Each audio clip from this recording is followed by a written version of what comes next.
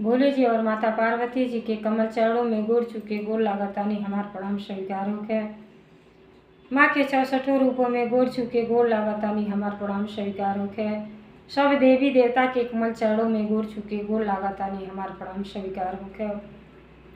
स्वर्गीय नीलम दीदी और हरेंद्र भैया के कमल चरणों में गोड़ चुके गोड़ लागतानी हमार प्रणाम स्वीकार होके। सब गुरु भाई बहना के कमल चरणों में गोड़ चुके गोड़ लागतानी हमारा प्रणाम स्वीकार होके। आशीर्वाद के चाहना बा देखी गुरु भाई बहना, हम भोले जी और माता पार्वती जी के बहुत सुंदर चर्चा कहानी के माध्यम से लेके आयल बानी। बहुत सरल भाव है ये कहानी के, जो छोट छोट बच्चे अगर बैठा के प्यार से सुना दें तो सबके अमल हो जाई, कथा के जानकारी हो जाए कि कथा में का गुड़ छिपल बा। तो यही खातिर देखी नीलम दीदी और हरेंद्र भैया अपन पूरा जीवन व्यतीत कर देनी खिस्सा कहानी के माध्यम से भोले जी के और माता जी के गुणगान पूरे संसार में फैलावल चाहत रहनी कि सब शिव चर्चा के माध्यम से सबके ज्ञान अपना ले और अपने भोले जी के गुरु बना ले, अपने जीवन के धन्य बना ले।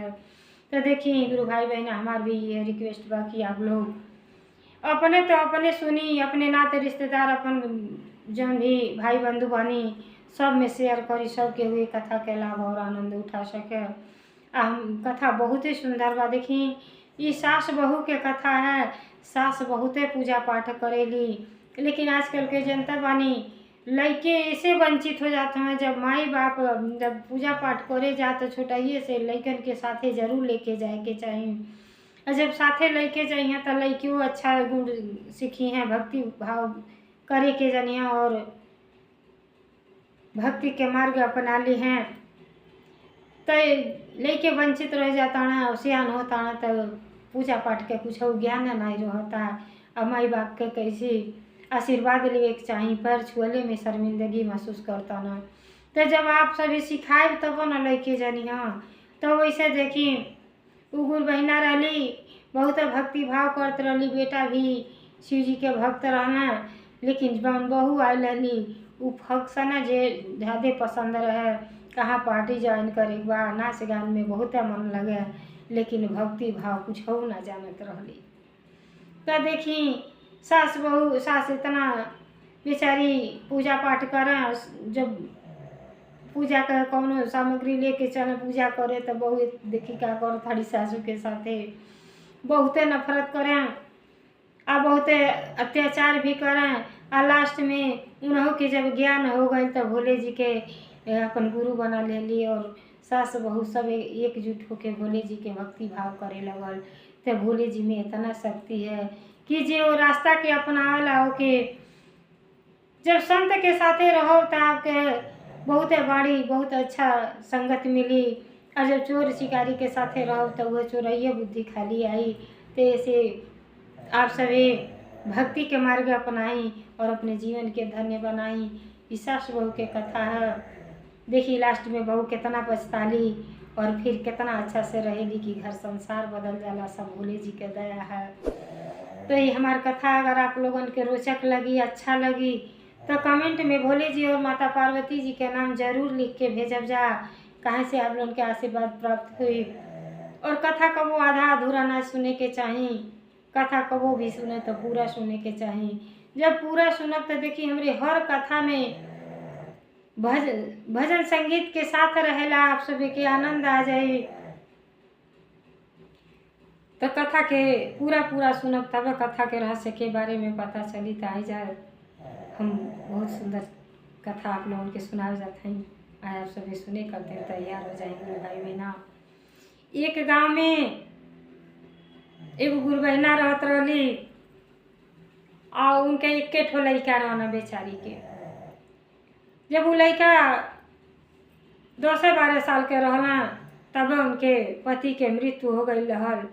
लेकिन बेचारी जनता वाणी भगवान जी एक न एक डर लगा के जानी। अब खुद जब पति के साथ छूट गए तो थोड़ा अकेला महसूस कैली, लेकिन पुत्र के लेके अपन जीवन गुजारे लगली। जब लड़का के बहुत अच्छा संस्कार देली और भक्ति भाव अपन करें, अपने लड़कों से करावें लइको जैसे जैसे सियान भइना तैसे तैसे जैसे माई करें वैसे लइको करें। बहुत गुणकारी पुत्र रहलन। जब धीरे धीरे समय बीतत के देर ना लगेला, जब सियान हो गई ना, तो गुरु बहिना कहली कि ऐसा बा अब लइका के अपने बियाह कर देती आ कह देव तो घर में बहू आ जाइ तो हमके भक्ति भाव के पूरा पूरा समय मिली। काहे से तीसरा पहन तो भक्ति भाव में लगाइए देवे के चाहिए। ई काम क्रोध मोह के तो छोड़ा ही के चाहिए। जब तक छूटे ना तब तक भक्ति भाव हो ही ना पाई। क्या खातिर देखी भोले जी बार बार कोरा में उठौले से पहले बार बार गिरावे नी। आज गिर के संभर जाला, वह भक्ति में पास हो जाला, वह अपने सफलता के सीढ़ी अपना लेला और अपने जीवन के धन्य बना लेला। अब गुरु बहिना जब अपने बेटा के बियाह को देली, अब बहू जब आ गईली तब बहुत मॉडली रही, बहू फैशन वाली रहली। खाली कहीं उनके घूमे फिरे के ज़्यादा मन करे, लेकिन भक्ति भाव तनिको ना जाना।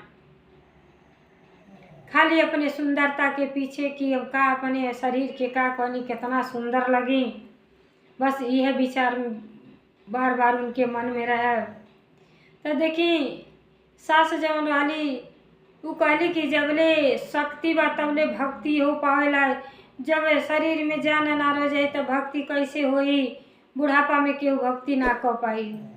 अब बेचारी कहली कि चलो जबले रह जाता तबले वो बेचारी हर साल सावन के जब 16 सोमवार के व्रत उठावे और जब 17वां आवे तो बड़ी विधि विधान से भक्ति भाव भोले जी के करें, उद्यापन करें। अब 2 दिन के पहले ही से तैयारी बनावे लगे कि हई हवन के सामग्री हई लगी, भोले जी के हई भोग लगावे के बा, हई फल के भगवान जी के अर्पित करे के बा, भांग धतूरा बेलपत्र न भूला, सब कुछ लगे बूढ़ा जुटावे।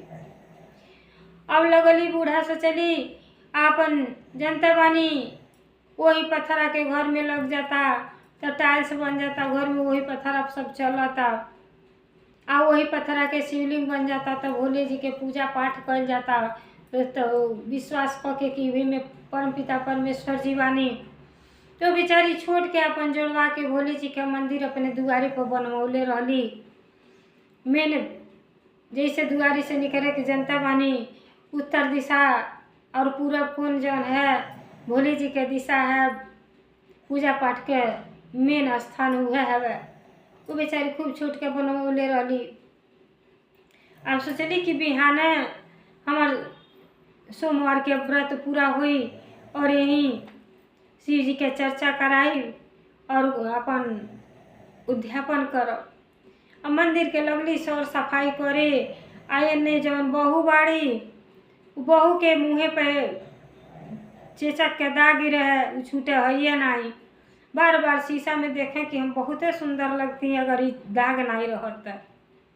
अब बेटा बेचारा कंपनी में काम करते रहना। आजकल कंपनी में कितना मिले के बाद 10-15 हज़ार रुपया मिले के बाद बेचारा दिन भर संघर्ष करा, कबो रात का ड्यूटी कबो दिन का ड्यूटी।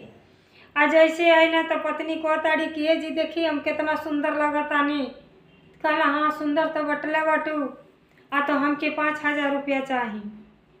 5-7 हज़ार रुपया दी और वो बहन फीस लगी। हम सर्जरी कराई अपने चेहरा के कि एकदम सुंदर लगी। हमरे चेहरा पर देखी ना कानकित का दाग हो गई बा। अब का करा, कहला अरे 5,000 रही तो 1 महीना के खर्चा चली। कहली दे तानी कि नहीं, नहीं दे तो समझ ली घर छोड़ के निकल जाओ कहीं, फिर वापस घरे नहीं आई। अब जनता बानी औरतन के लगली धमकी देवे। पति बड़ा सोचबक रहना, भोले जी के भक्त रहना। कहले ऐसा करिए तब संसार में बदलामी हुई। अगल बगल के लोग का कही कि इनके महरुआ छोड़ के भाग गई।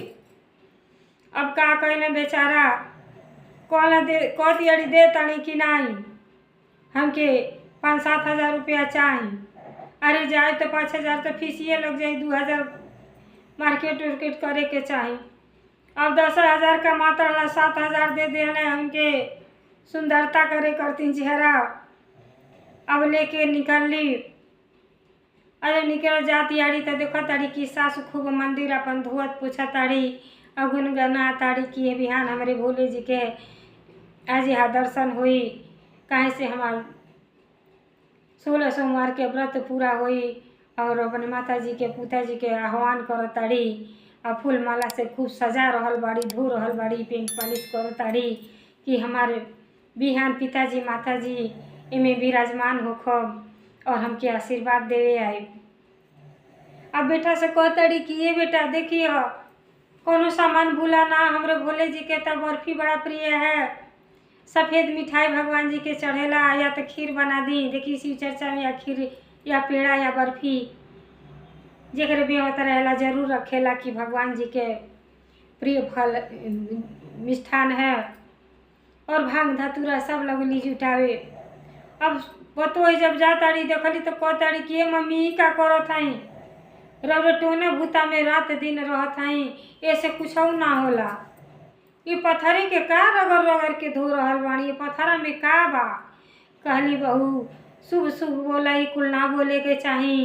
अरे ये हमार परम पिता परमेश्वर जी हई, आ तू ऐसा अनादर न कर बेटी, हम बोलौले के कोशिश करता ही आ तू ऐसे शब्द बोल देबू तो दरवाजे पे एक कुत्ता के बोल दे तो कुत्ता द्वार छोड़ दे। और तो परम पिता परमेश्वर जी के हम आह्वान करता नहीं आ तू उल्टा सीधा बोल रहल बाड़ू। ना बेटी ऐसा ना कहे के चाही।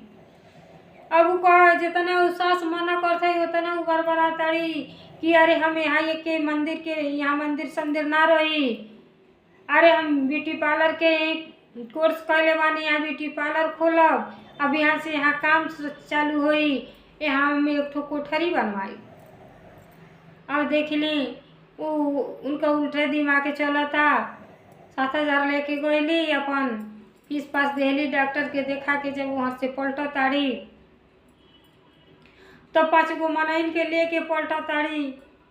कहताड़ी कि मजदूर लेके अली कि ऐसा बा है जौन बा ई बुढ़िया पता नहीं का करे, लिटो नाटा मारी आए के तोड़ के फेंक दलो। तो देखी गुरु भाई बहना सबकर दिमाग एक जैसे ना होला। आजकल सभे जान गए बा कि भक्ति भाव का है। वो जौन मजदूर रहना वो सबके ज्ञान रहल, वो है सब कहना नहीं। माई कहली अरे बेटा, अरे भोले जी के स्थान है, परमपिता परमेश्वर जी के दिहल शरीर है, आ तू हलन ऐसा अनादर न करी हो बेटा, ये मंदिर के तुले के कोशिश न करी हो बाबू, बिहान पिताजी के पूजा है। अब वो 5 मजदूर जब रहना समझ गई न कि माई का कहताड़ी, और बहुत उन कहताड़ी इनके बुढ़िया के बहकावे में नहीं आवा लोगन आए के तूड़ा। वो मजदूर कहना नहीं ऐसा गलती तो हमन के ना करो, उनके पाप ना उठावल जाई। अब इतना गुस्सा हो गईली, हाथे से फावड़ा छोड़ लेली, आ छोड़ के हथौड़ा छोड़ के जैसे मंदिरे पर मारे लेके कोशिश कैली, तो ऐसे देखी वो हथौड़िया तवन फूले के माला हो गई, कनैल के माला बन के और भगवान जी के चरण में गिर गई।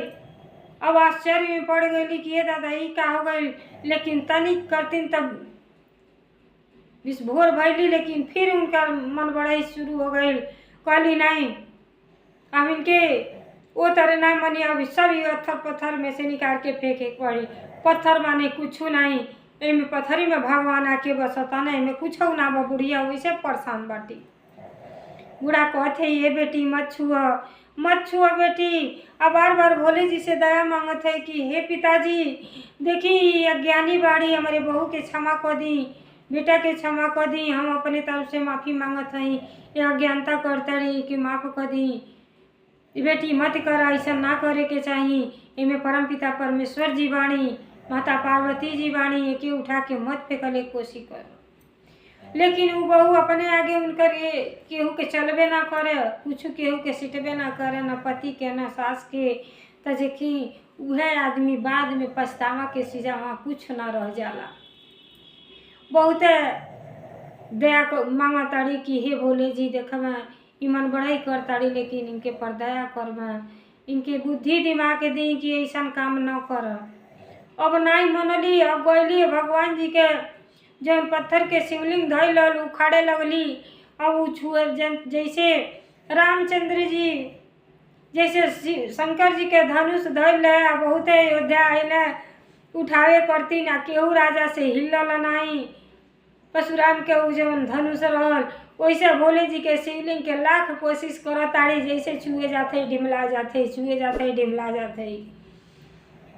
अब कई बार भगवान जी इनकी कोशिश करतानी कि संभर जा, गिरताड़ी समरताड़ी, गिरताड़ी समरताड़ी, लेकिन मन बढ़ई इनकर नहीं जाता। जब नहीं जाता तब कैलाश पर्वत पर से भोले जी माता पार्वती जी अपन ध्यान लगौनी और कहनी कि देखो एक के घर में सास तमन भक्ति भाव करेगी, अब बहू के आचरण ऐसन ये कुछ तो करी, जब तक कुछ करब नहीं तब तक ये बहू के ज्ञान ना हुई। अब का कहनी भोले जी वही से अपन जैसे हाथ उठौली और जैसे शिवलिंग छुए गईली और बिजली के समान लगल तड़तड़ाए और छटक के बाहर गिर गईली। और जब बाहर गिरली तो इतना असहनीय पीड़ा शरीर में होके लगल, पूरे शरीर में एक मासा करती 7,000 रुपया देवे गई रहली और पूरे शरीर में वैसा हो गई, शरीर क्रूप हो गई।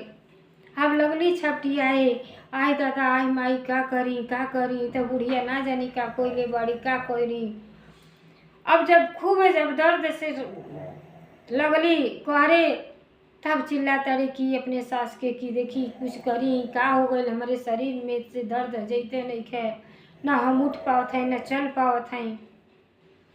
तब सास कहली कि ये बहू ये सब भोले जी के उमे बाणी, भोले जी के तू नुकसान पहुँचौलू हो, ये सब तोरे कर्म के फल है, ऐसा ना करे के चाही बेटी, तू क्षमा मांगा भगवान भोले जी तो परमपिता परमेश्वर जी देव के देव महादेव तो बहुते दयालु हैं, तो के माफ कर दे बेटी, तू माफी मांगा।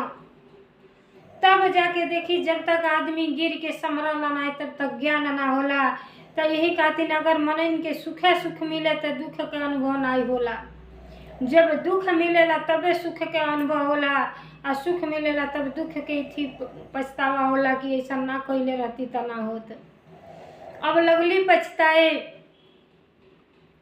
अब पछताताड़ी और भगवान भोले जी से कहते हे पिताजी हम ना जाननी कि इमे इतना शक्ति बा, हे परमपिता परमेश्वर जी हम बहुत भारी गलती कइले बानी, हमारे शरीर के ठीक कर दी, अब ऐसा गलती कबो ना करब, हमें माफ़ी दे दी, आज से भक्ति भाव हम अपने सास के साथ ही करब। अब सास अलगे मनावत है कि हे पिताजी अज्ञानता बस बहू से गलती भइल बा, हमरे बहू के क्षमा कर दी, क्षमा कर दी। लेकिन अभी मनता नहीं बाड़ी, अब वही कहरा ताड़ी गिरल बाड़ी। तब देखी सासु का कर ताड़ी नहा धो के और भोले जी के सब भक्ति भाव से पूजा पाठ कर ताड़ी और बेटा और माई दोनों जनी भगवान जी के मना रहल बा लोग। तो देखी मंदिर में आके का करता ये बहू कहरा ताड़ी कि हमके भोले जी ठीक कर दी। और भोले जी कहली जब तक इनके दंड ना मिली तब तक इनके ज्ञान नहीं होई। अरे सीधे अंगूरी तो घी कहीं निकल ही के नहीं बा, तो वैसे ही भक्ति भाव बा जे टेढ़ भाव के कितना हूँ लाइन पकड़ौले के कोशिश करो कि ये दीदी ये बहनी या भक्ति भाव करी या फिर के जीवन के धन्य बना दी। लेकिन जब टेढ़ रही तो टेढ़ कबो ना मानी, जब कुछ ऐसा अनहोनी हुई तब भगवान के याद करी। जब यही से कहल जाला कि सुख में सुमिरन सब करे, दुख में करे न कोई, जो सुख में सुमिरन करे दुख काहे को होए। जब बराबर भगवान के सुमिरन करी तो ओकरे घर में दुख दरिद्र कबो ना आई, हमेशा खुशी से घर भरल रही, घर आनंद पूर्वक से रही सबके। तो देखी सास का कहताड़ी भगवान जी से माफ़ी मांगताड़ी और भजन सुनावताड़ी कि हे पिताजी हमरे बहू के माफ़ कर दी, अभी बच्चा बाड़ी नादान बाड़ी, उनके कुछ ज्ञान नहीं है। भोले शंकर के अब हम मनाई कैसे हो, मनाई कैसे। भोले शंकर के अब हम मनाई कैसे, अपने जिंदगी के सुंदर बनाई कैसे, अपने जिंदगी के सुंदर बनाई कैसे, बनाई कैसे हो बनाई कैसे, भोले शंकर के अब हम मनाई कैसे, भोले शंकर के अपने मनाई कैसे, अपने जिंदगी के सुंदर बनाई कैसे, बनाई कैसे हो बनाई कैसे, अपने जिंदगी के सुंदर बनाई कैसे, घर के बिगड़ल बहुरिया सुधारी कैसे, घर के बिगड़ल बहुरिया सुधारी कैसे, सुधारी कैसे हो सुधारी कैसे, घर के बिगड़ल बहुरिया सुधारी कैसे, घर के बिगड़ल बहुरिया सुधारी कैसे, नैया बीच मझधार से निकाली कैसे, नैया बीच मझधार से निकाली कैसे, भोले शंकर के अब हम मनाई कैसे, भोले शंकर के अब हम मनाई कैसे, मनाई कैसे हो मनाई कैसे, मनाई कैसे हो मनाई कैसे, घर के बिगड़ल बहुरिया सुधारी कैसे, घर के बिगड़ल बहुरिया सुधारी कैसे, सुधारी कैसे हो सुधारी कैसे, नैया बीच मझधार से निकाली कैसे, नैया बीच मझधार से निकाली कैसे। तो देखिए गुरु भाई बहना, कथा खिस्सा भजन से तो मन आनंदित हो जाला और समय निकाल के तो ये सब सुनही के चाही। बूढ़ा के देखी कितना सुंदर भाव रहल, अपने बहू के प्रति, बहू के तो बेटी सम्मान देत रहली, लेकिन बहू के अज्ञानता बस केहू के कदर ना जानली। लेकिन जब आदमी गिरेला तबे सुधरेला। जब भगवान के मंदिर में इतना अत्याचार जब कैली तो इतना आसानी और पीड़ा होखे लगल कि तब उनके भोले जी के याद आ गई और वो बात के वो मान गईली कि हमार सास तो जौन बाणी कि भक्ति भाव में तो भरपूर बाणी और हम अज्ञानता बस बहुत भारी गलती कैले बानी। अब देखें कह दड़ी कि ये माँ मनाई जो नहीं हमसे बहुत भारी अज्ञानता भइल बा कि भोले जी हमारे ये शरीर के पीड़ा हो रही, हम बिहाने से अपन भक्ति भाव शुरू कर दे। भक्ति में बहुत शक्ति बा माई, हमके ज्ञान हो गए। अब देखी जौन आँख पर उनके पट्टी पड़ल रहल कि नाच गान में आनंद जौन बा तौन भक्ति भाव में नहीं बा, लेकिन जब वो भगवान के दरबार में ऐसा अत्याचार कैली तो उनके भगवान जी सुधारे के अवसर दे दियनी और भजन जब सुनली तो उनके भरपूर ज्ञान हो गई कि माई जौन चीज़ हमें आनंद बा वो कहीं ना बा। और क्षण भर में भोले जी सब दुख दर्द हर लेनी। तो भक्ति में देखी कितना शक्ति है। तो आई जा आप सजी जनी मिल के बोली हर हर महादेव, घर घर महादेव, ताकि भोले जी के कृपा, माता जी के आप सब परिवार पर बनल रहे। तो देखी गुरु भाई बहना, आप अपने भी सुनी, अपने नाते रिश्तेदार जे भी भाई बंधु बा सब पर सबके कथा के बारे में बताए, सबके कथा सुन के और आनंद उठावे। हर हर महादेव, घर घर महादेव बोले।